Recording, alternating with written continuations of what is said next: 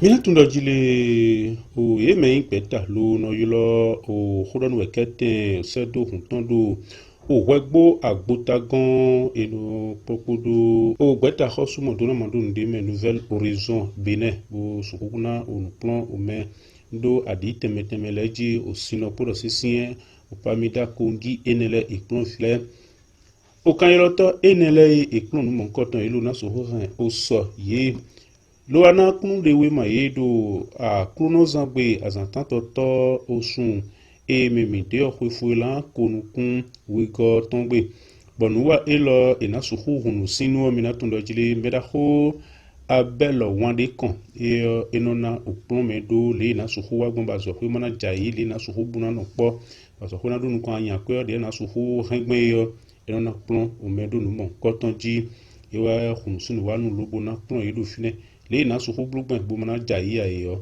et n'a pas de dit. Première des choses, le cours c'est normal. Mais est-ce que les gars, ils sont gardés, mais ils ont peur de voir. Première des choses, l'entreprise qui dit en merci. Vous pouvez avoir une sous-sol. Il y a deux points de l'année. Et à ma locale, la stratégie est de continuer au moins pour avoir des idées à l'environnement.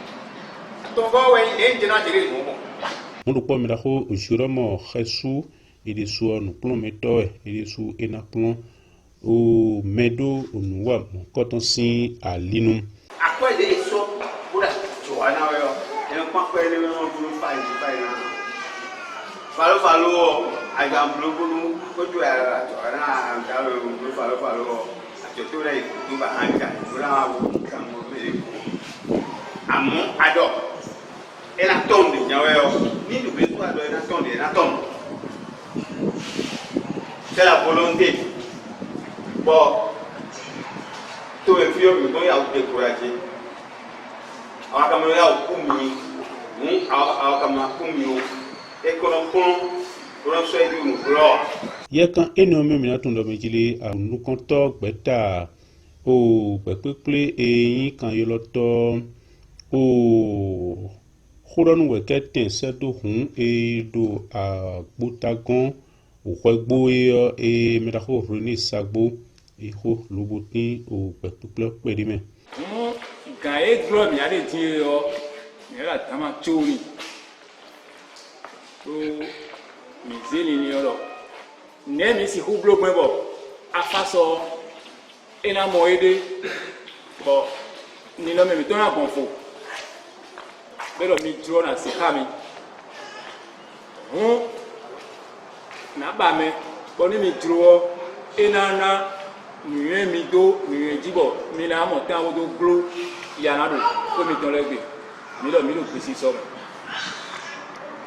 belo e mi pesi so de yo mani me di yo na ko kan o bo e wa yiro mi ko mi na be sin alididaji nemi drogben bo mi lo ina la o me di finance mi me yin afas bile o e kon oride mona godo ibe mi fie mi amoro akọ e wa o fufu gbon ene o afas o ye bi mi ton e kai nde wo o akọ egbo ahan gbo ya hai me mi ko de o mi to mi de ko mo mi be yi aton abi so ka klende bon bodo gbedo po mi donu mi me mi kontole o mi na wa bona da ko ha mi bona mo radio sinele bon ko de we o mi ado bo ina déplacer ya therefore bo wa ku mi ton mi na bio we bo mi ma je aso ha mi e besoin franco le na ko e to go no yin beji afasa ebeze franco wala na ko echironze afasa daimu meya modu po mi atu mi la ho o sidwana aunoga ewe yi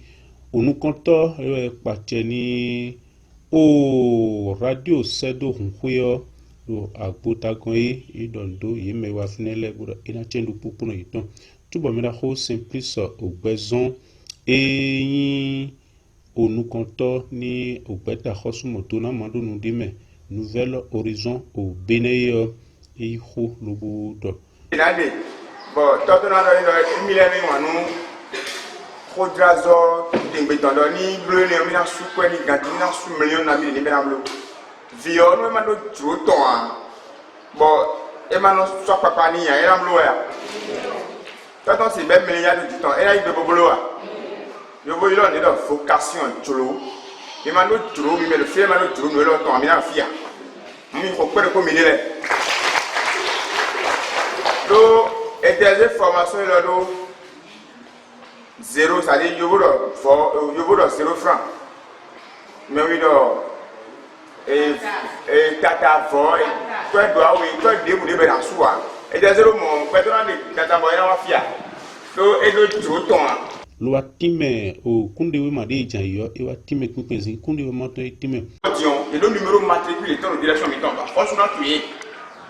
Et nebo et bloc pour moi mal même mi moi et c'est mon dormi là et na bon mi ouais dormi na bi association mais do e be ko susu ko mi jale ablo mo na bona o man e lo le do ko de jaha da lo to mi de so fie mi mi ma lo de yo mi he mi na ku ma so pe ko si ya kan ojo afoso ro tito yi me o kan yo to le ton lobo pon no mon ko ton le o meda ho o kan jesu e wa do ho bo de ma di ogbon mi a di ru pro kuno e do ho pe de go o beta afaso bonu ena motebo nya ajo ya dozo ebe to kodo directeur radio Zedonko lobo so beta kembro ji to vie mi to lo tofo kame e kale do tofo leo emina blo boena je iresi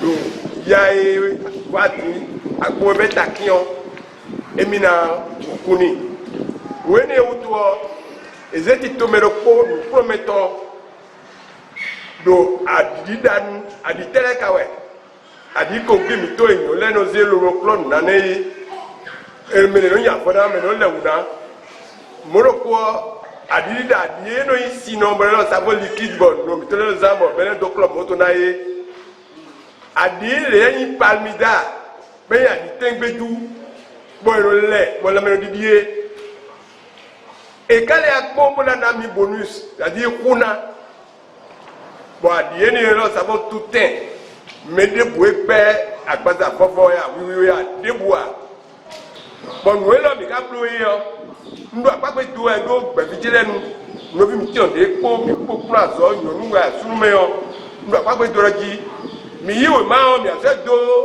o valise me ya to zaglon ya e o e mi ko ti fi e mi ko dadi yo mi dadi yo bo mi lo dabo e je kan gbe bo je mu be ewa ma o kundewe mado alomeni yeme ime lobo wa finele yo kundewe mado alomeni eje hungbe lobo je o gangbe mi akan ho bio yo na jino kanda ho Sylvie ide so no planto e do fine bo ho eto e do mi dayo ai kono la le to no to mo le me chaki go e no to e no si vie na no ya ya we no le mo ta mo e no le kulo mo na si kon e lo no me la ka se afo wa ko radio se do do ha e de se afo wa ko fi mi e wa kon mi ko mi se e bi ni kaka we lo le bi ni ko mi si do a mi akan ho bio me da ho simplice au besoin moi casé titulé quand on doute nous condamner mais étindo pour me Il y a pour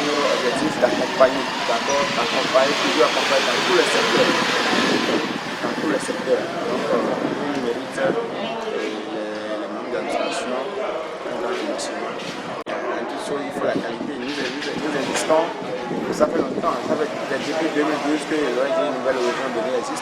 Nous essayons d'accompagner les jeunes il y a pas mal d'années. Notre métier, on connaît, c'est vrai, en toute chose, il y a des conséquences. Il y a des difficultés, j'allais dire, en toute chose, mais on essaie de gérer. Les 106 personnes sont nombreux et par la grâce et la force divine, on a essayé de faire ce qu'on peut. Et eux-mêmes nous ont témoigné. mais da ho si douane a ede so egbo ho ma doni mia Les attentes sont comblés parce que vous savez, nous sommes dans un monde évolutif et dans le contexte actuel, il faut pouvoir avoir beaucoup de cordes à son arc. Un fonctionnaire, mais à un moment donné de la vie, il doit aller à la retraite. Et donc, il doit forcément avoir quelque chose, même s'il va bénéficier de cette pension, il doit avoir quelque chose en plus pour pouvoir gérer, passer donc, ce temps ou 7 ans donc, de retraite. Et il fallait penser donc au volet entrepreneurial. C'est une politique entrepreneuriale développée par donc, la radio pour aider beaucoup plus ses auditeurs, au-delà de ses auditeurs, aider tous ceux qui fabriquent même sur la radio, qui ne font pas peut-être partie de l'association des fidèles auditeurs à FARS, mais qui ne suivent pas vraiment la radio. C'est une première. Ça vient de démarrer, ce n'est pas encore la fin. On va continuer toujours dans cette même dynamique, penser à d'autres volets, toujours le volet entrepreneur, mais penser à d'autres pans de la formation pour aider ceux-là. On a parlé beaucoup plus donc, de la fabrication de savon, divers savons, savons liquides, palmédia et autres. Peut-être que la prochaine fois, on parlera de la décoration et d'autres choses. Il y a des participants qui ont fait des propositions. Nous allons ensemble étudier ces propositions, voir ce qui suivra cette étape-là. Donc je pense que c'est une première. Et l'autre défi, et le gros défi pour nous, c'est qu'après la formation, il faut qu'on puisse suivre ces personnes. Donc, il faut un suivi après formation. Et c'est sur cet aspect qu'on va beaucoup plus travailler avec la FARS, l'association, et avec aussi l'ONG, puisque l'ONG s'est engagée à rester avec nous.